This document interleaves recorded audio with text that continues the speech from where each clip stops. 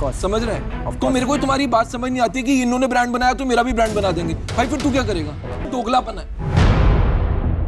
मैं तेरा दोगलापन उतारता हूँ अब। मित्रों, वैल्यूएशन, नेटवर्थ, ये इतने भारी भारी शब्द हो गए हैं कि अब लोग सोचने लगे हैं कि सिर्फ स्टार्टअप बनाओ, फंडिंग के लिए इन्वेस्टर्स के पास जाओ, वैल्यूएशन उठाओ और आपकी एक नेटवर्थ सामने आएगी। लेकिन ये आपकी सोच है। इन्वेस्टर क्या सोचता है आपको फंडिंग देने से पहले, और आपको फंडिंग उठानी क्यों पड़ जाती है? ये भी एक बहुत वैलिड क्वेश्चन है जिसका आंसर जो है वो 9 भागों में बटा हुआ है। उन 9 में से आपका कौन सा है, उस हिसाब से आपकी वैल्यूएशन, आपकी नेटवर्थ और आपकी फंडिंग अमाउंट डिसाइड होता है। और इन्वेस्टर्स आगे जाके आपकी वैल्यूएशन, आपकी फंडिंग राउंड्स का करते क्या है वो भी मैं इस वीडियो में बताऊंगा। और इस वीडियो के अंत में कुछ स्कीम्स भी बता दूंगा, और तो और ये भी बता दूंगा कि आप अपने स्टार्टअप के लिए फंडिंग कहां से ले सकते हैं जो आपके लिए सुटेबल हो, बेस्ट हो और इजी भी हो। अगर पहली बार इस चैनल पे आए हो तो यार सब्सक्राइब कर दो, बेल आइकन जरूर से दबा दो। ऐसी important business, marketing, case studies, startups के रिलेटेड वीडियोस आपको मिलती रहती हैं। तो यार शुरुआत करते हैं एकदम बेसिक के साथ। फंडिंग का मतलब सब जानते हैं। एक बिजनेस को स्टार्ट करने या उसको बढ़ाने के लिए आपको अमाउंट की जरूरत पड़ती है, पैसों की जरूरत पड़ती है। ये सबसे बेसिक है, ये सब जानते हैं। लेकिन सवाल ये आता है पैसों की जरूरत पड़ती क्यों है? उसके 9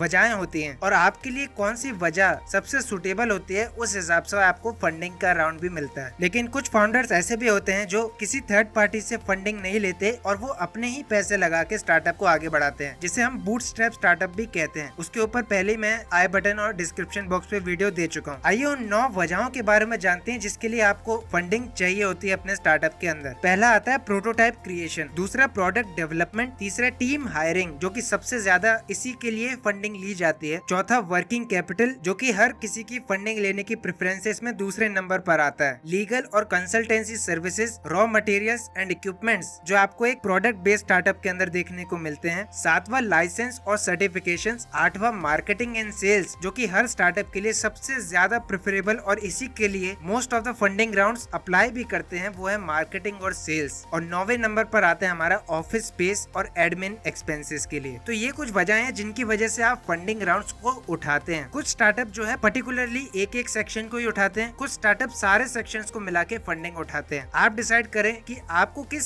सुटेबिलिटी के हिसाब से किस ऑप्शन के तहत फंडिंग उठाना सबसे ज्यादा बेनिफिशियल रहेगा, क्योंकि बहुत से स्टार्टअप्स ऐसे भी होते हैं जो prototype creation, product development, marketing और रॉ मटेरियल्स के लिए ज्यादा फंडिंग उठाते हैं और बाकी का खर्चा जो है वो अपने आप करते हैं। लेकिन कुछ स्टार्टअप सभी का ऑप्शन लेके चलते हैं। अब आते हैं कि टाइप क्या होते हैं फंडिंग के, जो बहुत से लोग जानते ही होंगे कि 3 तरीके की फंडिंग्स होती हैं। पहला इक्विटी, डेट और ग्रांट्स। अगर आप बिजनेस फील्ड में हो तो इक्विटी, डेट आपको पता ही होगा, लेकिन ये ग्रांट्स किस चिड़िया का नाम है? ग्रांट्स वो अवार्ड होते हैं या यूजुअली आप कह सकते हैं कि फाइनेंशियली गिवन कोई चीज एंटिटी होती है जो आपको दी जाती है किसी कंपटीशन के दौरान। जैसा हम जानते हैं कि वेंचर कैपिटल्स जो होती हैं, एंजल इन्वेस्टर्स जो होते हैं, वो पिचिंग कॉन्टेस्ट बनाते हैं जिनके विनर्स को एज एन इंसेंटिव मिलता है और उन्हें गाइडेंस दी जाती है कि वो आगे कैसे बढ़ा सकते हैं। ये काम इंक्यूबेटर्स और एक्सीलरेटर्स बहुत अच्छे से करते हैं। और आपकी जो सेंट्रल स्टेट गवर्नमेंट है, कॉर्पोरेट चैलेंजेस होते हैं, प्रोग्राम्स होते हैं प्राइवेट एंटिटीज द्वारा, जिन्हें हम देख सकते हैं कि यूनिवर्सिटीज अरेंज करती हैं, तो वो जो फंडिंग है वो इस कैटेगरी के अंदर आती है। इसका सबसे बड़ा फायदा है कि आपको इन्वेस्टर को कुछ रिटर्न नहीं देना होता। जहाँ पर इक्विटी और डेट में, इक्विटी में आपको कैपिटल ग्रोथ दिखानी होती है अपने इन्वेस्टर को और डेट में इंटरेस्ट पेमेंट करना होता है, वही ग्रांट्स में ऐसा कोई रिटर्न पॉलिसी नहीं होती। और अगर मैं इक्विटी और डेट की बात करूं तो आप जानते ही हैं, डेट यानी उधार, इक्विटी यानी कंपनी का कुछ हिस्सा आप उस इन्वेस्टर को एज एन कैपिटल की फॉर्म में देते हैं बिजनेस के अंदर। तो इस चीज में मैं ज्यादा डीप ना जाते हुए सीधा बढ़ता हूँ स्टेजेस की तरफ। आपको कौन सी स्टेज में अपनी फंडिंग को उठाना चाहिए? देखो यार, 5 तरीके की स्टेजेस होती हैं: ideation, validation, early traction, scaling और एग्जिट ऑप्शंस। आइडिएशन स्टेज पे जो आप जो फंडिंग उठाते हैं उसे हम प्री सीड स्टेज भी कहते हैं। जो बूटस्ट्रैप, सेल्फ फाइनेंसिंग, फ्रेंड्स और फैमिली, बिजनेस प्लान को इवेंट्स में पिच करना, वो आइडिएशन फॉर्म के अंदर आ जाते हैं, जहाँ पर आपका शुरुआती हुई है। और ये काम जो कि एक्सीलरेटर्स आपको प्रोवाइड करते हैं इस तरीके की फंडिंग राउंड्स, और या आप खुद ही करते हैं, वो होता है आइडिएशन फंडिंग, जिसे प्री सीड स्टेज कहते हैं। और दूसरा आता है वैलिडेशन स्टेज, जहाँ पर सीड स्टेज भी इसे कहते हैं, और इंक्यूबेटर्स, गवर्नमेंट की loan schemes, angel investors, crowd funding इस स्टेज के अंदर आ जाती है। यहाँ पर आपके स्टार्टअप का प्रोटोटाइप रेडी हो जाता है और वैलिडेशन की जरूरत पड़ती है। यही वो स्टेज है जहाँ पर आपको MVP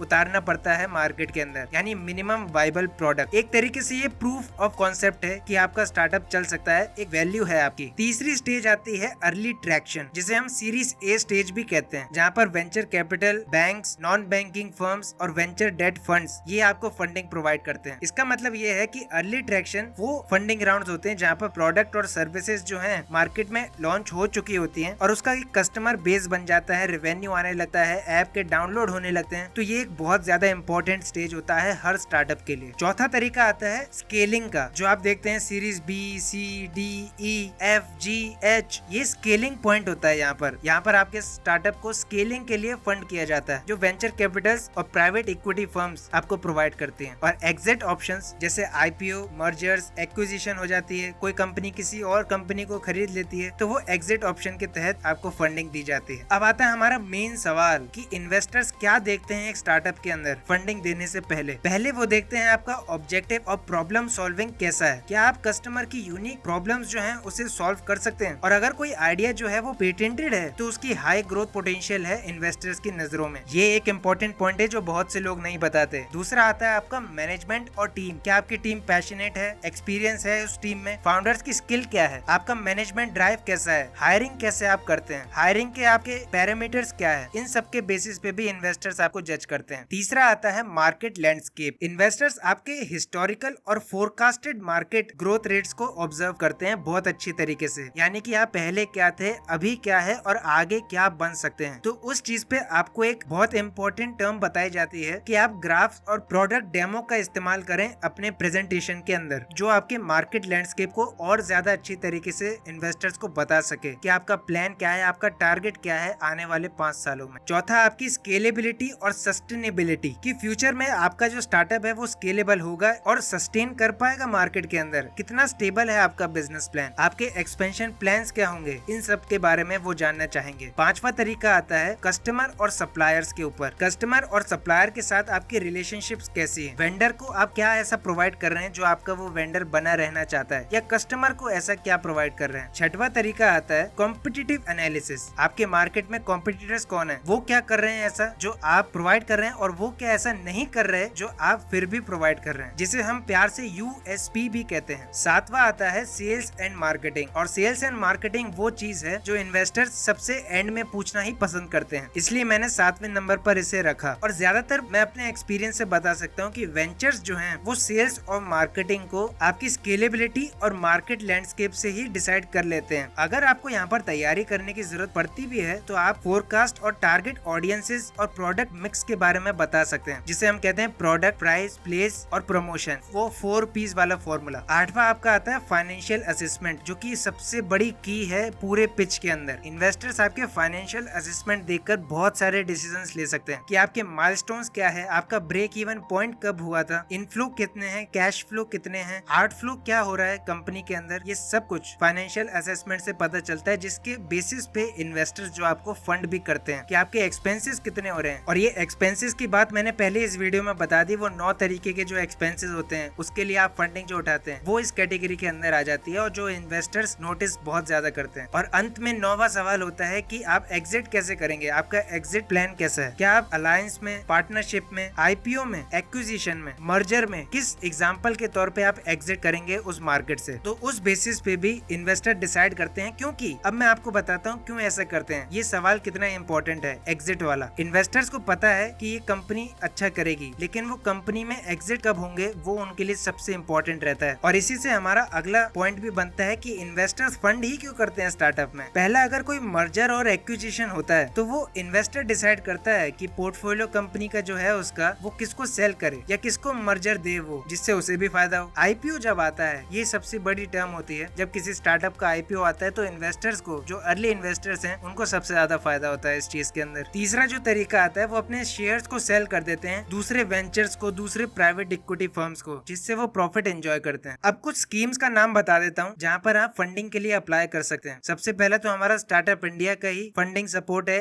SIDBI fund for fund scheme, जहाँ पर अभी तक 443 स्टार्टअप्स बूस्ट कर चुके हैं। दूसरा startup India seed fund scheme. और अगर मैं कुछ वेंचर्स का नाम बताऊं तो टाइगर ग्लोबल है, वाई कॉम्बिनेटर है, और आपके अपने शहर में ही इंक्यूबेटर एक्सीलरेटर्स और एक्सीलरेटर्स के सेंटर्स चलते हैं, वो आपको फाइंड आउट करना पड़ेगा। आप सोच रहे होंगे यहाँ पर मैंने बड़े बड़े वेंचर्स का नाम क्यों नहीं लिया, जैसे सिक्योर कैपिटल। वो है तो सही, लेकिन यार उसमें थोड़े केसेस ज्यादा आने लगे थे तो मैं थोड़ा पीछे हट रहा था, लेकिन आप उसे भी ट्राई आउट कर सकते हैं। वैसे अगर आप कोई और स्कीम जानते हो तो कमेंट करके जरूर बताना। लेकिन लेट वाली वीडियो में आपको स्टार्टअप आइडियाज मिल जाएंगे जिसके ऊपर आपको फंडिंग बड़ी आसानी से मिल सकती है, और राइट वाली वीडियो में फंडिंग मिलने के बाद उस स्टार्टअप को मार्केट कैसे किया जाएगा वो वीडियो मिल जाएगा। मैं मिलता हूँ आपको अगली वीडियो में, तब तक के लिए बी बिजी।